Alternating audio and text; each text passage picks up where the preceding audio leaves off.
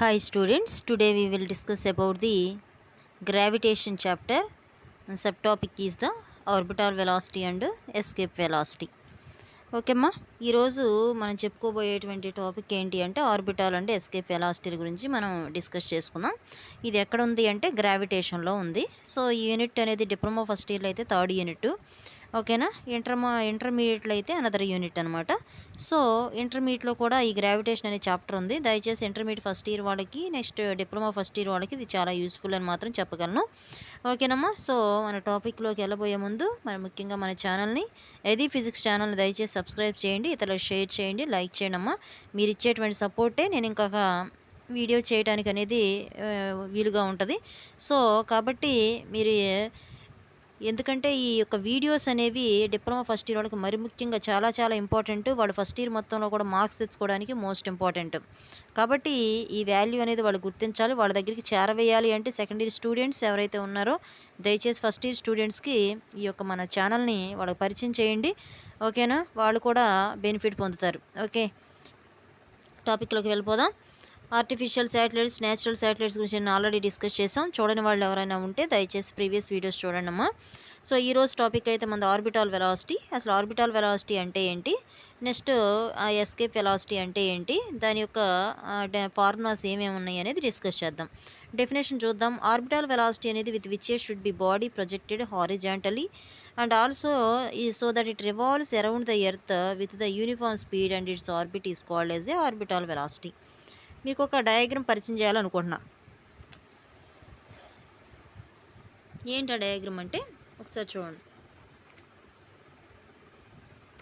ఈ డయాగ్రామ్ నేను ఎలా ఇవ్వగలను అంటే డయాగ్రామ్ గురించి ఒకసారి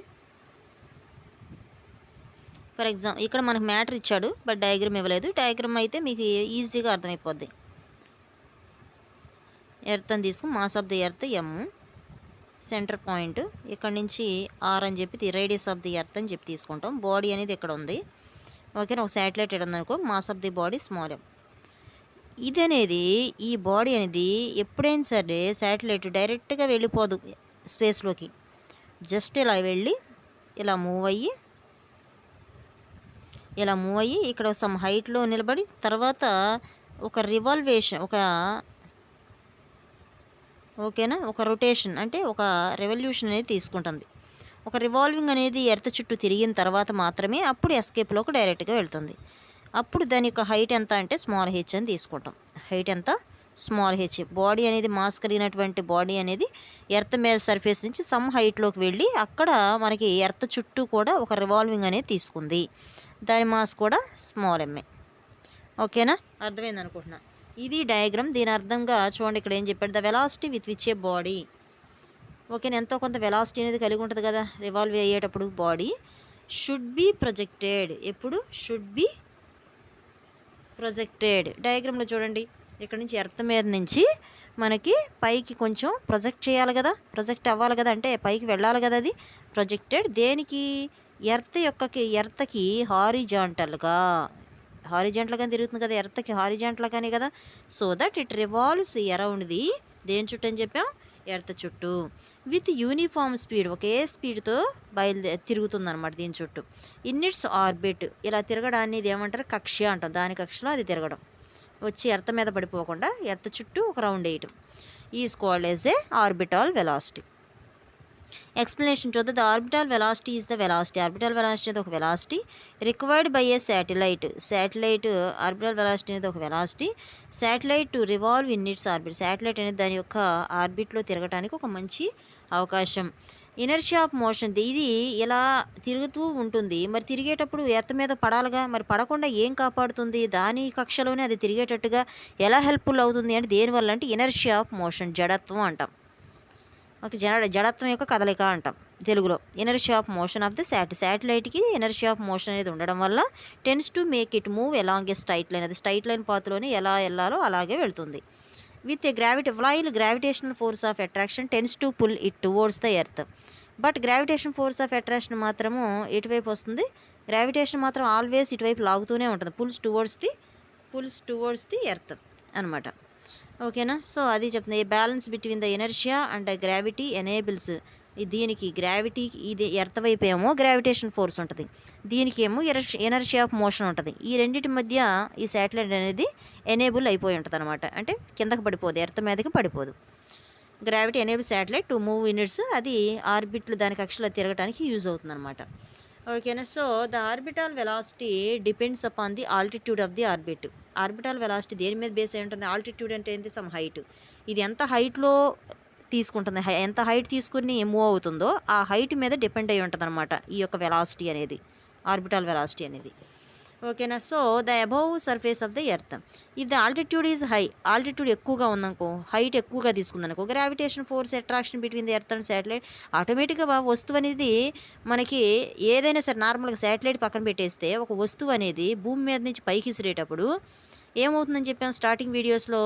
-g, అంటే ఎర్త్ ఆటోమేటిక్ డిక్రీజ్ అయిపోతుంది. గ్రావిటేషన్ ఫోర్స్ అనేది పైకి వెళ్ళే వస్తువుకి డిక్రీజ్ అవుతుంది. అలాగే ఎంత ఎత్తు అయితే పైకి వెళ్తుందో ఇది శాటిలైట్ కూడా, దాని ఆల్టిట్యూడ్ ఎంత ఎత్తు ఉంటుందో గ్రావిటేషన్ ఫోర్స్ కూడా ఎర్త్కిను శాటిలైట్ మధ్యలో తగ్గిపోతుంది. And hence less orbital velocity it needs to revolve in its orbit. కాబట్టి కొంత ఆర్బిటాల్ వెలాసిటీ మాత్రం, తక్కువ వెలాసిటీతో మాత్రమే ఇది ఆర్బిట్లో తిరగాల్సి ఉందన్నమాట. అంతే కదా, కొంత హైట్ తీసుకునే కదా తిరగాల్సింది. కాబట్టి తక్కువ ఆర్బిటాల్ వెలాసిటీతో తిరుగుతుంది, ఎక్కువ స్పీడ్ అయితే ఉండదని చెప్పొచ్చు.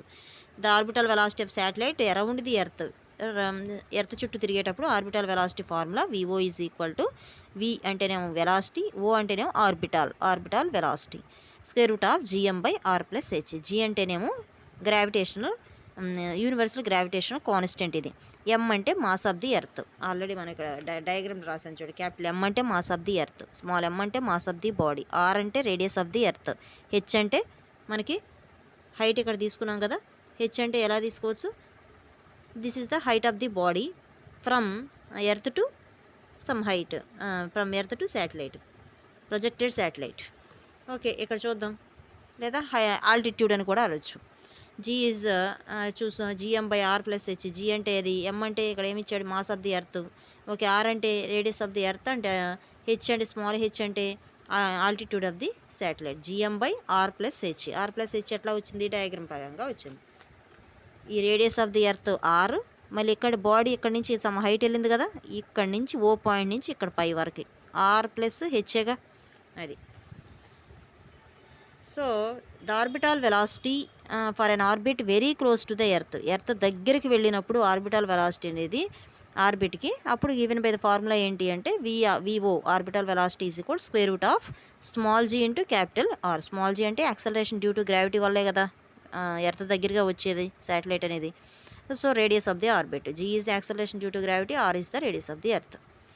సో ఇది మనకు ప్రాబ్లం అనమాట, same model. So orbital velocity ఇచ్చేసాడు, రేడియస్ ఇచ్చేసాడు, R ఇచ్చాడు, యాక్సలరేషన్ డ్యూ టు గ్రావిటీ ఇచ్చాడు, G ఇచ్చాడు, R ఇచ్చాడు. Automatic determine the orbital velocity orbit very close to the earth దగ్గరికి వచ్చినప్పుడు ఫార్ములా ఇది. Okay, orbital satellite around the earth అయితేనేమో ఫార్ములా ఇది వేసేసి తీసుకొని సబ్స్టిట్యూట్ చేయడమే. Okay, next escape velocity. Another topic is the escape velocity.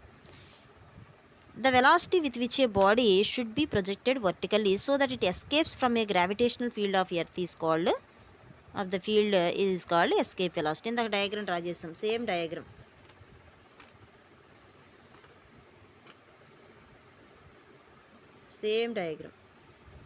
ఇదే డయాగ్రామ్.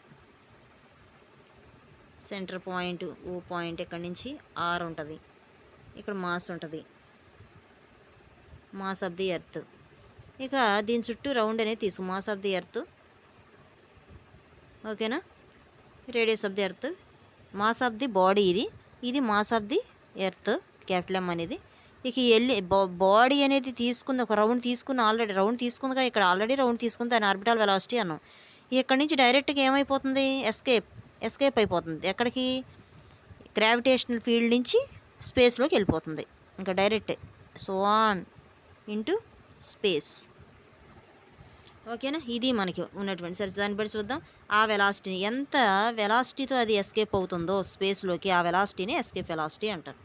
ఎప్పుడు బాడీ అనేది ప్రొజెక్టెడ్గా వర్టికల్ అప్వర్డ్ డైరెక్షన్లో తీసుకుంటుంది.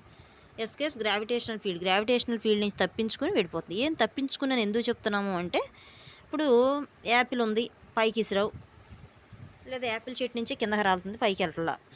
బుక్ ఉంది, పైకి ఇసిరావు, అది తప్పిసు పారిపోవట్లా, వెళ్ళిపోతలా. అది మళ్ళీ తిరిగి గ్రావిటేషన్ ఫీల్డ్ ఉంటుంది కాబట్టి ఎర్త్కి కంపల్సరీ ఆకర్షించింది కాబట్టి ఏ వస్తువు అయినా పైకి ఇసిరినప్పుడు కింద పడుతుంది, అది కామన్. కానీ ఇక్కడికి వచ్చేసరికి రాకెట్ ఏదైతే మనం శాటిలైట్ తీసుకుని శాటిలైట్ తప్పించు పారిపోతుందంట.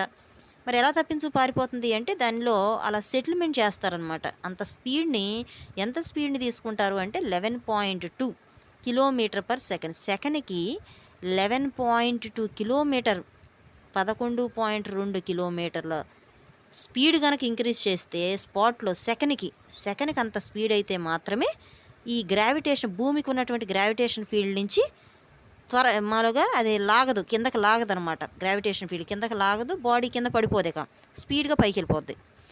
అంత మాత్రమే, అంటే 11 కిలోమీటర్లు అంటే మాటల, అది కూడా సెకండ్కి. అంత చేస్తే మాత్రమే గ్రావిటేషన్ ఫీల్డ్ తప్పించుకుని పారిపోగలదు, లేకపోతే మళ్ళీ వస్తువు కింద పడాల్సిందే. సరే, దాని ప్రకారం చూద్దాం.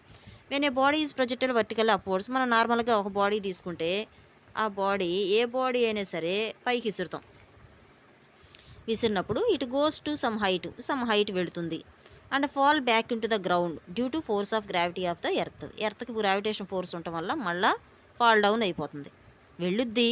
ఇక ఇంత హైట్ వెళ్ళిందనుకో ఫర్ ఎగ్జాంపుల్, మళ్ళీ తిరిగి ఎర్త్కి రీచ్ అవ్వాల్సిందే, అవునా కదా. So the maximum height reached by the body depends the initial velocity with ఇచ్ ఇట్ ప్రొజెక్టెడ్. ఎప్పుడైతే నువ్వు ప్రొజెక్ట్ చేసేటప్పుడు కింద నుంచి ఇట్లా పట్టుకుని వస్తువు విసిరావో, అపోర్ డైరెక్షన్ ప్రొజెక్ట్ చేసావు, నువ్వు ఎంత వెలాసిటీతో, ఎంత స్పీడ్తో విసురుతావో అంత హైట్ రీచ్ అయ్యింది, అవును కదా. సో అంటే ఇనీషియల్ వెలాసిటీ, నువ్వు తొలి వేగం ఎంతైతే ఎక్కువగా ఉంటుందో అంత హైట్ రీచ్ అయ్యింది. నువ్వు నీరసంగా విసిరితే, అంటే తొలి వేగం తక్కువగా ఉంటుంది, ఇనీషియల్ వెలాసిటీ డిక్రీజ్ అయితే ఆటోమేటిక్ హైట్ కూడా డిక్రీజ్ అయ్యింది, అంతే హైట్ తీసుకునిద్ది అది, ఓకేనా. So the maximum height reached by the body depends on the initial velocity. అందుకే దేని మీద డిపెండ్ అయ్యింది అంటున్నాడు, హైట్ అనేది ఇనీషియల్ వెలాసిటీ మీద, మనం ప్రొజెక్ట్ చేసేదాని మీద. If the initial velocity increase అయింది, మ్యాక్సిమం హైట్ కూడా ఏమైంది, ఇంక్రీజ్ అవుతుంది.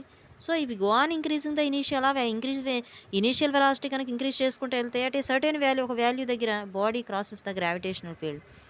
బాడీ అనేది గ్రావిటేషన్ ఫీల్డ్ అనేది క్రాస్ అవుతుంది ఎర్త్ యొక్క గ్రావిటేషన్ ఫీల్డ్ నుంచి, and escapes into the space. Certain value అన్నాడు. సర్టెన్ వాల్యూ అంటే చెప్పేసాం, ఎంత, 11.2 కిలోమీటర్ పర్ సెకండ్, అదే సర్టెన్ వాల్యూ. మీకు సరిగ్గా ఇవ్వలే ఇక్కడ, సర్టెన్ వాల్యూ అని వాడాడు కానీ ఇంత వాల్యూ అని ఇవ్వాల, అందుకని వేస్తున్నాం. 11.2 కిలోమీటర్ పర్ సెకండ్కి 11.2 కిలోమీటర్. ఆ సర్టెన్ వాల్యూ దగ్గర గ్రావిటేషన్ ఫీల్డ్ ఎర్త్ యొక్క గ్రావిటేషన్ ఫీల్డ్ తప్పించుకుని ఎస్కేప్స్ ఇన్ టు ద స్పేస్లోకి వెళ్ళిపోతుందంట. It nevers returns back to the earth మళ్ళీ తిరిగి రాదు, and said to be lost స్పేస్లోనే అది ఏమైపోద్ది, లాస్ అయిపోతుంది. This velocity of projection is known as escape velocity అంటాం. The escape velocity formula VE is equal to, V అంటేనే velocity, E అంటేనే escape, is equal square root of 2gr. So G is acceleration due to gravity, R అంటే radius of the earth. ఒకే ఒక formula, దీని single formula, okay. దాని related problem ఇది. ఇలా ఇచ్చాడు, escape velocity కనుక్కోమంటున్నాడు, radius R ఇచ్చాడు, G ఇచ్చాడు, తీసుకెళ్ళి సబ్స్టిట్యూట్ చేస్తే మనకి ఇంత చెప్పాం కదా 11.2 కిలోమీటర్ పర్ సెకండ్ అని, ఇదే ఇక్కడే ఆ వాల్యూ వచ్చింది. అంటే యాక్సలరేషన్ డ్యూ టు గ్రావిటీ 9.8 అయితే మరి ఎర్త్ యొక్క రేడియస్ ఎంత ఉంది అంటే 6.4 × 10⁶. ఈ వాల్యూ తీసుకుంటే 11.2. ఈ వాల్యూ దగ్గరే మనకి గ్రావిటేషన్ ఫీల్డ్ అనేది క్రాస్ అయ్యి శాటిలైట్ అనేది స్పేస్లోకి వెళ్ళిపోతుంది, ఓకేనా. సో ఇది మనకున్నటువంటిది escape velocity and orbital velocity. Next వీడియోలో PSLV అండ్ GSLV అది కూడా మనం తీసుకుని దాని యొక్క ఆర్టిఫిషియల్ శాటిలైట్స్ యొక్క అప్లికేషన్స్ కూడా తీసుకుంటే నెక్స్ట్ వీడియోతో మనకి ఈ యొక్క యూనిట్ అనేది క్లోజ్ అయిపోతుంది. మోస్ట్ ఇంపార్టెంట్ యూనిట్ ఇది, 20 మార్క్స్ వెయిటేజ్ ఉన్న యూనిట్, ఓకేనా. బాగా చదవండి, మంచి మార్క్స్ తెచ్చుకోండి, okay. All the best. Thank you one and all.